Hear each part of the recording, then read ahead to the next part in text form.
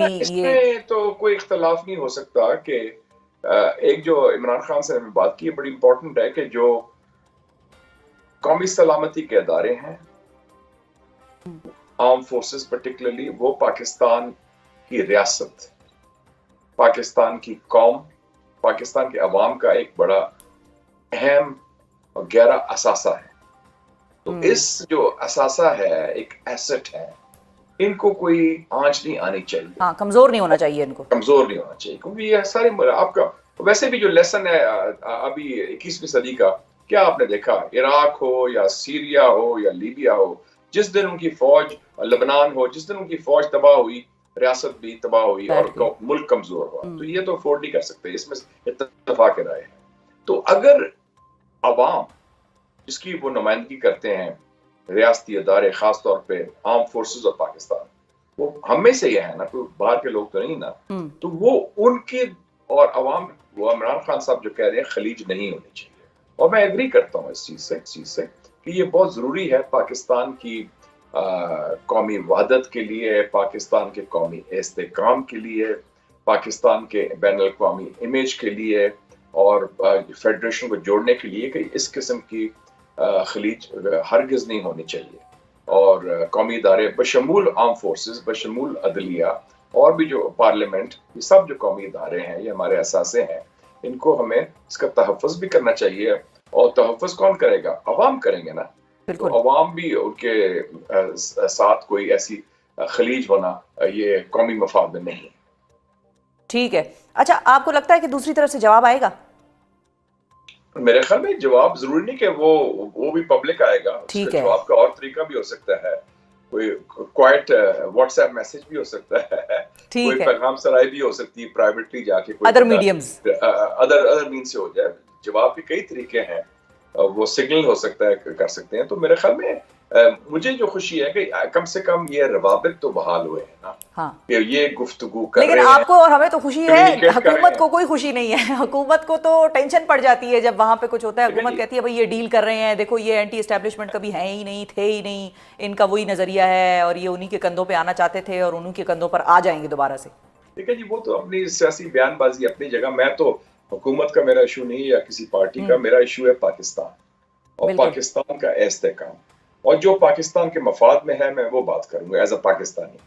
तो as a Pakistani, जो 25 करोड़ पाकिस्तानी को तशवीश है कि मुल्क संभल नहीं रहा, एक चपकलिश चल रही है, तकरार, तजादुम और तसाद की सियासत चल रही है, और हमारा मुल्क अनस्टेबल है, उसकी वजह से दहशतगर्दी भी बढ़ रही है, उसकी वजह से इन्वेस्टमेंट नहीं आ रही। तो लोग चाहते हैं मामला सेटल हो, जैसे मैं कहता हूँ हीलिंग टच दिया जाए, दस्त शफा हो, ताकि मामला सेटल हो। और सेटल होने में कलीदी किरदार जो है वो है कि कैदी नंबर 804 और गेट नंबर 4 के दरमियान जो फासले हैं वो कम हो, और उनकी आपस में गुफ्तगू शुनीद भी हो और उनकी मफाहमत भी हो। 4 का बड़ा जबरदस्त लाका साहब का आपने मिलाया है।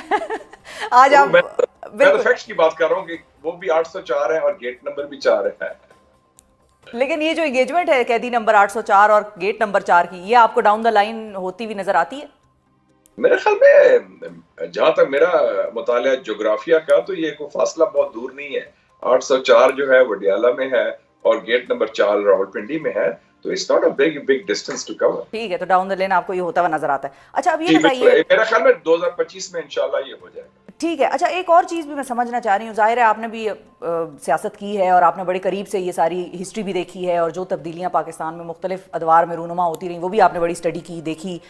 कैदी नंबर 804 जेल में क्यों है, डिस्पाइट द फैक्ट कि उनको मुख्तलिफ टाइम पे डील्स या कोई ऑफर्स होती रही कि आप बनीगाला आ जाएं, आप चलें हम आपकी ये बात कर लेते हैं, आप ये ना करें तो आप आ जाएं, मुल्क से बाहर चले जाएं, मुतअद्दिद उनको ऑफर्स हुई। तो वो जेल में क्यों बैठे हैं, उनका पर्पज़ आपको कितना उस तरह से नज़र आता है कि वो उस पर खड़े रहेंगे, और रखने वालों ने उनको जेल में किस पर्पज़ के लिए रखा हुआ है जब दोनों तरफ ही एक तरह से लॉस की सिचुएशन है? लेकिन जी, पाकिस्तान में एक रिवॉल्विंग डोर होता है, और ये एक तस्लीम शुदा बात है कि जब आप पावर में होते हैं उसके बाद आप प्रिजन में होते हैं, और प्रिजन के बाद फिर आप पावर में होते हैं। ठीक है ना। आसिफ अली जरदारी साहब को जेल से निकाल के 1993 में गुलाम इसहाक खान साहब ने वजीर बनाया। हाँ। जब उनकी डील हुई बेनजीर साहबा के साथ, मियां साहब जो थे जेल में थे, फिर जेल से लेके वापस आए, اور وہ پھر پاور میں آ گئے. اور جب وہ پاور میں آئے تو عمران خان وہ جیل چلے گئے. اس سے پہلے جب میاں صاحب جیل گئے تو عمران خان پاور میں آ گئے. تو یہ ایک ریوالونگ ڈور انفارچونیٹلی بن گئی ہے. لیکن آپ نے یہ بھی دیکھا کہ جیسے امریکہ کی سیاست کا مطالعہ کریں کہ لوگ کہتے تھے کہ ٹرمپ کے خلاف کیسز بڑے ہیں, ٹرمپ جیل جائے گا. جیل جانے کے بجائے وہ صدر بن گیا, حالانکہ اس کے خلاف کیسز بھی ہیں, ان کے خلاف الزامات بھی ہیں, ان کے خلاف کافی پیچھے گورنمنٹ پڑی رہی.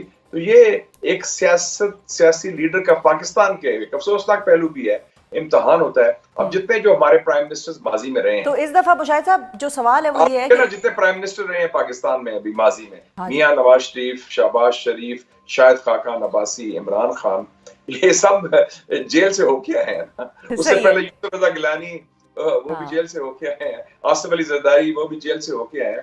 تو یہ لگتا ہے کہ پاکستان میں افسوس ہے کہ جیل کا وہ پاور کا راستہ جو ہے وایا پریزن ہے. وایا پریزن ہے. تو پھر اہم سوال تو پھر یہاں پر یہ ہوا کہ مشاہد صاحب آپ کو یہ لگتا ہے کہ آنے والے وقتوں میں جب ہم کہتے ہیں کہ 2025 میں یہ انگیجمنٹ بھی اور اسٹرانگ طریقے سے ہوگی, تو یہ ریوالونگ ڈور جو ہے وہ بھی ایک حد پہ جا کے رک جائے گا اور پھر ریوالونگ اس کی سچویشن جو ہے وہ ختم ہو جائے گی فار ایور؟ میرے خیال میں فار ایور تو میں نہیں کہتا, لیکن تاحال ٹل فردر, تا کیا کہتے ہیں اردو میں, تا حکم ثانی, ٹل فردر آرڈرز وہ ہو جائے گا, چینج ہوئے گا. کیونکہ یہ چینج ضروری بھی ہے. ملک میں دیکھا نا شفا صاحبہ, پچھلے 7 سالوں میں 7 وزراء اعظم آئے, 2 سافٹ کوز ہوئے. ایک سافٹ کو 2017 میں میاں صاحب کے خلاف ہوا جس میں عدلیہ شامل تھی.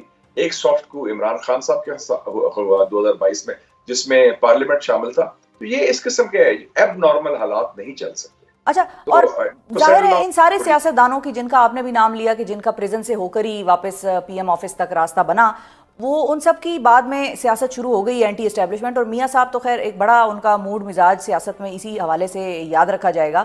لیکن اب کیا ان کو ایسا کردار نہیں آپ کو لگتا ادا کرنا چاہیے تھا کہ وہ اس لڑائی میں عمران خان کے ساتھ مل جاتے؟ تو میں نہیں کہہ سکتا. میرے خیال میں ہر ایک کی اپنی ترجیحات ہوتی ہیں. دیکھیں نا ان کو بھی وہ میں نے دیکھی تھی, یا عمران خان صاحب ڈائریکٹلی خود ان سے رابطہ کر لیتے. دیکھیں جی میں نے I am a fan of ہالی ووڈ موویز. اچھا. اور ایک میں نے فلم دیکھی تھی the God father, Marlene Brando کی. Marlene Brando God father mafia باس ہوتا ہے. اس کے 3 پارٹس ہیں ویسے مشاہد صاحب, آپ کو کون سا والا پارٹ؟ ہاں جی, میں فرسٹ پارٹ کی. اچھا اوکے. فرسٹ پارٹ میں اس نے اپنے لائر کو کہتا ہے کہ make him an offer he can not refuse. ایک آپ ایسا آفر دیں جو وہ نہ کر سکے. اگر آپ کو آفر دیا جائے کہ آپ کے بھائی وزیر اعظم ہوں گے, آپ کی بیٹی وزیر اعلیٰ ہوگی, آپ کے سارے کیسز ختم ہو جائیں گے, آپ کی پارٹی کو اور آپ کو کھلی چھٹی دی جائے گی, آپ جلا وطن بھی تھے, آپ جیل میں بھی تھے, تو آپ کہیں گے یار یہ تو بڑا اچھا آفر ہے, میں قبول کیوں نہ کر لوں. تو اس میں پھر وہ آپ کی ترجیحات پھر وہ ہوتی ہیں, وہ پرائرٹی میں آتا ہے. تو اس میں پھر کہتے ہیں دیکھیں جمہوریت کو بعد میں دیکھ لیں گے اور باقی چیزیں بعد میں دیکھ لیں گے, پہلے تو یہ آفر ایکسیپٹ کریں نا. تو یہ میرے خیال میں میاں صاحب کو بھی یہ آفر بالکل صحیح ہے. لیکن اس کا وہ ایک مجھے ایک اور بھی یاد آ گیا, 3rd پارٹ کا اسی فلم کا ایک اور بڑا مشہور ڈائلاگ کہ don't hate your enemy it blinds you. تو یہ خان صاحب کے بارے میں بھی کہا جا سکتا ہے اور بڑے میاں صاحب کے بارے میں بھی کہا جا سکتا ہے کہ دونوں نے ایک دوسرے سے اتنی نفرت کی کہ وہ دونوں کو وہ چیز نہیں نظر آئی کہ دونوں مل کر کیا اچیو کر سکتے تھے.